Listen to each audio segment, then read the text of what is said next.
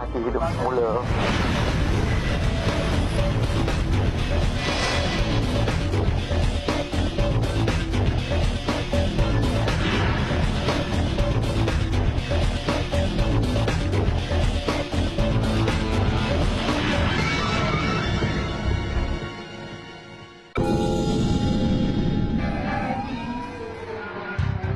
Peristiwa penjara Pudu 1986 kekal segar dalam ingatan majoriti rakyat negara kita. Ia dianggap sebagai kes yang luar biasa pernah berlaku dalam sejarah penjara Malaysia. Tanggal 17 Oktober 1986, peristiwa ini telah meninggalkan satu titik hitam dalam lipatan sejarah negara kita. Ketua Kumpulan Penjenayah Jimmy Chua bersama 5 pengikutnya telah menahan 2 tebusan. Dalam kejadian ini, seorang pakar kulit, Dr. Razi Jaafar dan seorang ahli teknologi perubatan, Abdul Aziz Abdul Majid, telah dijadikan tebusan. Dia minta kebenaran nak buat research di penjara. Jadi dia dah pergi lama dah lah. Dia pergi penjara tu buat research dia. Disambil ni bagi juga rawatan di situ. Kejadian ini sebenarnya tak ada seorang pun menduga. Tidak ada seorang yang menduga. Sebab kejadian ini adalah pada waktu blok A ni, lebih kurang dalam, saya tak pasti berapa jumlah, tapi jumlah yang ramai, pergi menerima rawatan daripada Dr. Radi. Kita tak tahu. Sampai malam baru kita dapat tahu. Malam masa saya balik office tu, saya lalu depan penjara Pudu. Tengok ramai orang. Tak sangka kata ada kejadian. Jadi bila balik di rumah, dapat telefon call daripada Kulim. Bukan daripada Pudu. Sebab uncle saya kerja dekat Pudu. Dia heran kenapa family tak datang. So dia panggil telefon sister dia di Kulim, sister dia, aunty saya telefon saya. Baru saya dapat tahu. Pintu besar penjara Pudu tu, kami kelihatan ramai orang berkumpul situ. Jadi kami pun ke pintu kecil yang penjara Pudu tu, saya pun tak tahu macam mana pintu tu dibuka dan kami pun terus masuk. Kami pun tanyalah sebab apa jadi begini, semua apa yang dah berlaku. Dia abang beritahu yang abang saya Dr. Razi yang sulung ni dah dikena tahan oleh banduan. Kedua-dua tahanan menjadi tebusan di dalam hospital penjara Pudu yang terletak di bangunan setingkat antara Blok A dan Blok B penjara selama 6 hari. Ketua kumpulan ini, Jimmy Chua, telah dilahirkan dan membesar di Kota Singa sebagai Chua Chap Seng. Berkat usaha dan kesungguhannya serta minat yang mendalam, Jimmy telah diambil bertugas sebagai anggota polis Singapura. Ironinya, dalam tahun 1984, Jimmy pula telah menjadi buruan pihak polis.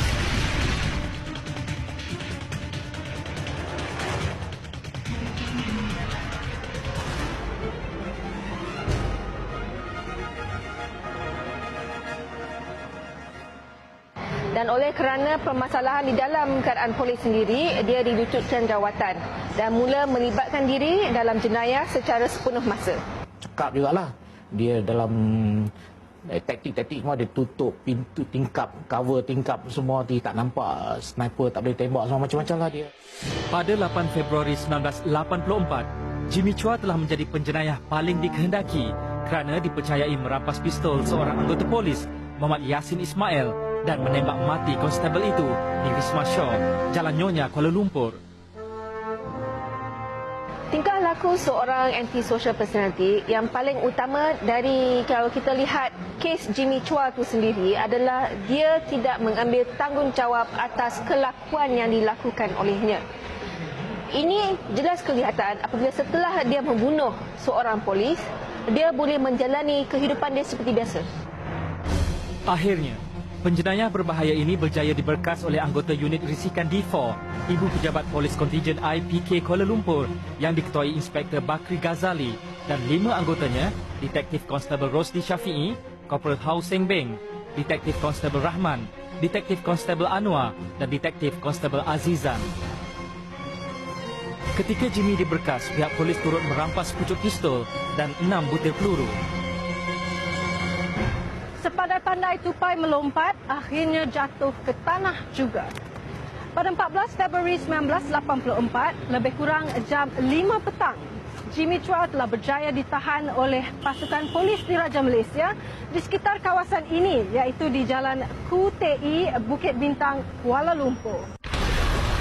Peristiwa penjara Pudu 1986 mungkin tidak berlaku jika Jimmy Chua tidak berjaya dibekas polis, tidak didapati bersalah di mahkamah atas tuduhan membunuh seorang anggota polis dan memiliki senjata api secara haram mengikut Akta Keselamatan Dalam Negeri, dan akhirnya tidak merengkuk di dalam penjara Pudu sementara menunggu riwayat dirinya ditamatkan di tali gantung. Untuk melepaskan diri dari hukuman gantung mandatori, Jimmy nekat memboloskan diri dari penjara dan memujuk 5 lagi banduan di dalam penjara Pudu untuk menyertai misinya itu. Mereka adalah Eng Lai Huat, Sin Ah Lai, Lau Hock Sam, Tang Bun Ho, dan Yap Chu Kiong. Ada logiknya, saya rasa mungkin inilah last lah saya akan jumpa abang saya. Yang paling penting dia kata nyawa dia macam sudah nak tercabut. Hari pertama 17 Oktober 1986, kejadian berlaku ketika banduan secara bergilir-gilir dalam kumpulan 5 orang memasuki hospital penjara untuk mendapatkan rawatan perubatan. Lebih kurang jam 9.30 pagi, Jimmy Chua telah mengetuai 5 banduan lain menyerbu masuk ke hospital berkenaan secara tiba-tiba. Yang sebenarnya pemilihan itu bukan satu pemilihan yang rasional. Dia pilih apa yang ada depan matanya dan mengambil kesempatan. Jadi Jimmy Chua seorang oportunis. Dia tahu menggunakan keadaan yang agak genting dan guna keadaan untuk memihak pada diri dia. Mungkin Jimmy Chua ni telah membuat satu perangkaan atau perancangan yang rapi, dan dia melihat daripada segi keselamatan paru sebut, kelonggaran yang berada, kemungkinan. Yang pertama ialah mereka ingin meminta sesuatu daripada pihak berkuasa, iaitu pihak penjara ataupun pihak polis mengenai kes-kes masing-masing. Kumpulan penjenayah itu lengkap bersenjatakan besi tajam yang dipercayai diambil dari dalam kasut mereka. Keesokan hari itu, siang tu barulah kita dapat pergi jumpa dia. Waktu tu prison tu ada 2 lapis grill kan. Jimmy Chua bawa dia keluar ke depan, letaknya pisau di lehernya. So kita katalah dia ni doktor, bukan nak bawa orang, dia baik. Tak payahlah letak pisau itu. Kita nak buat apa, kita nak cakap saja. So baru dia dia tarik pisau tu, dia duduk belakang sikit. Baru kita dapat berbual dengan abang kan. Saya memang bertetap mata dengan dia. Waktu tu saya berada di tangga hadapan hospital penjara tersebut. Saya bagi tahu dengan dia, okey. Saya panggil dia, Jimmy, you come here. Saya panggil dia lah. Dia pun datang. Saya kata, apa weapon dia pakai? Dia memang tunjuk kepada saya satu besi lebih kurang dalam 4 inci yang dia ambil daripada tapak slipper, tapak kasut tu yang ada besi kasut dalam tu, yang itulah digunakan sebagai weapon. Tapi disebabkan perjanjian dengan saya terpaksa serah balik, kalau tidak dia akan apa-apakan kepada mangsa. Jam 11.30 pagi di hari pertama itu juga, kumpulan Jimmy Chua masih menahan tebusan mereka. Pihak polis tiba untuk mengawal keadaan setelah usaha pihak penjara menemui jalan buntu. Sewaktu Dr. Razi bercakap berhubung dengan orang dalam penjara mengenai keadaan lokasi apa yang berlaku dalam klinik itu tidak dihiraukan. Kerana bagi Jimmy Chua itu semua tidak penting. Keadaan masa itu nampak rumit sikit kerana penjara-penjara ini berkaum Cina dan kita polis pula kaum Melayu. Di sinilah saya rasa Dr. Mahathir memang beri pertimbangan kepada keadaan negara kita lah. Dia berpesan dah, dia meminta kalau boleh dalam kita menyelesaikan perkara ini janganlah ada tumpah darah dan sebagainya, dan kalau boleh jangan ada siapa-siapa yang dicederakan kalau boleh, kata dia. Ketika itulah Jimmy dan kumpulannya mengemukakan beberapa tuntutan terhadap kerajaan Malaysia. Bagus polis polis tahu dia punya tugas lah. Dia lengkaplah dengan dia punya bilik operasi dia. UTK kita pun cakap dia tunggu waktu yang sesuai kan. Di dalam tuntutan pertama, mereka meminta tuduhan kesalahan yang sedang dihadapi diringankan. Tuntutan kedua, Salah seorang anggota kumpulan itu meminta supaya pihak berkuasa menyerahkan inspektor polis yang telah menahannya suatu ketika dahulu. Apabila pihak polis datang menyerbu, mereka melihat keadaan klinik itu sebagai satu maze, obstacle course. Sukar untuk mereka masuk dan tidak ada ruang-ruang kosong untuk mereka melepaskan tembakan tanpa melukakan atau mencederakan sesiapa di dalam keadaan klinik itu. Dalam perancangan kita cuba nak mematahkan, macam mana nak mematahkan ancaman pisau ni di leher Dr. Radhi dan HA ni. Di dalam tuntutan ketiga, kumpulan penculik itu meminta pemberita dan jurugambar media dibenarkan menemui mereka. Keempat dan terakhir, meminta timbalan pengarah penjara Loh Wan Tiong yang bertanggungjawab sebagai pegawai penyiasat kes Jimmy Chua semasa berkhidmat dengan bahagian jenayah berat bandaraya dibawa menemuinya. Jadi isunya itu maknanya dia tak fikir terlebih dulu siapa dia nak gunakan. Jadi ini satu perancangan, bukan satu tindakan spontaneous. Tanggal 18 Oktober 1986, hari kedua kejadian, Jimmy dan kumpulannya telah mengemukakan tuntutan baru dan menggugurkan permintaan lama. Dia nak suruh kita cakap dengan Dr. Mahathir minta bertukar. Bagi dia orang keluar, bawa hostage. Bila dah selamat, dia dilepaskan banduan hostage ni. Tuntutan kedua, mereka ingin bertemu dengan timbalan Menteri Hal Ehwal Dalam Negeri ketika itu, Datuk Megat Junid. Beberapa tuntutan lain turut dibuat. This is a waiting game, menunggu dan menunggu. Besoknya tunggu dan dibenarkan, macam abang saya beritahu tadi, dibenarkan kami keluarga yang terdekat masuk berjumpa abang. Mak kita cakap apa, dia lah kata mak tolonglah penuh permintaan mereka tu kan. Baru dia nak lepas dia. Yang tu dah dia cakap. Saya dapatlah tengok abang. Tapi saya ni tak berapa dekat sangat sebab sedih lah kan.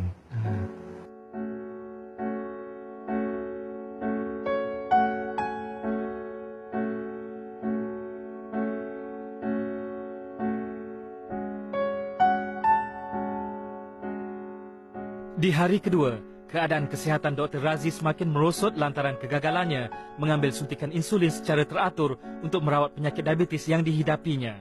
Cakap dengan abang tu. Sebab apa? Kata abang, you kena ambil ubat ni. Kata, kalau tidak, you ni. Dia kata, dia tak maulah nak mati lah. Kata, no. Kata, hidup mati ni. Berkata, bukan.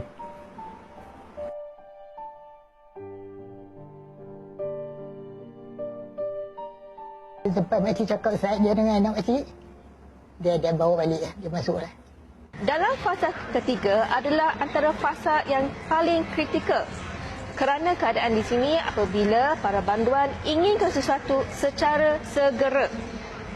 Ini adalah sebagai contoh satu simptom yang perlu diambil oleh pihak penjara, pihak polis untuk bertindak secepatnya mungkin. Kerana ini menandakan pihak banduan sudah tak sabar. Apa-apa boleh berlaku terhadap tahanan yang mereka ada. Pengarah Jabatan Penjara Malaysia ketika itu, Datuk Ibrahim Muhammad mengambil alih sesi rundingan dengan penjerayah daripada timbalannya, Honusami. Ketika sesi pujukan dijalankan, ahli keluarga banduan turut memujuk mereka. Pihak polis telah membawa isteri dan anak Jimmy Chua serta abang iparnya dari Perak walaupun Jimmy enggan menemui mereka. Salah satu daripada cara-cara kita berunding dengan mereka-mereka yang merampas ni adalah bawa ibu dia ke, bapa dia ke, bini dia ke, anak dia. Dia tak mahu. Tapi yang lebih penting ialah keluarga dia. Hari ketiga kejadian penahanan dua orang tebusan menarik minat orang ramai datang mengerumuni kawasan di sekitar penjara Pudu ini. Mereka datang ke sini untuk menyaksikan sendiri penahanan tersebut. Di dalam penjara pula, hasil dari pujukan Datuk Ibrahim melalui rundingan-rundingan yang diadakan, banduan telah mula berlembut dan 3 daripada mereka, termasuk Jimmy Chua, bersetuju untuk menyerah diri. Bagi Jimmy Chua dan rakan-rakan yang lain yang menyerah diri, mereka tahu permintaan mereka tak akan dilayan. Salah satu sebab adalah kerana Jimmy Chua tahu kerana perbuatan dia membunuh seorang polis, jawapan dia gantung sampai mati. Tapi ditakdirkan Allah, masa tu Datuk Ibrahim mari jumpa saya. Dia kata, Zaman, ini peluang bagus ni. Dia kata, salah seorang daripada perampas tu telah bekerjasama dan beritahu pintu ke hospital tu lah dibuka pintu depan. Dan juga mereka ni sama cuma seorang saja yang duduk mengawal Datuk Radi dengan pisau cukur tu. Yang lain tu sudah baring, berehat. Tak tidur, tak baring. Sehingga lewat petang, seorang banduan lagi telah bersetuju untuk menyerah diri, tetapi Pak Bun Ho dan Yap Chi Kiong masih berdegil. Di hari ketiga itu juga, Datuk Ibrahim telah memberikan kata dua kepada banduan terbabit supaya menyerah diri sebelum jam 10 pagi keesokan harinya, 20 Oktober 1986.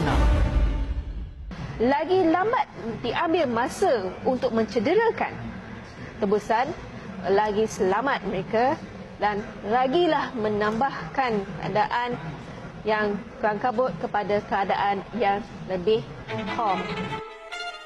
Tanggal 21 Oktober 1986, banduan kelihatan letih dan menunjukkan sikap ganas serta didapati banyak bercakap sesama mereka. Pada masa yang sama, di luar penjara orang ramai masih lagi berkumpul.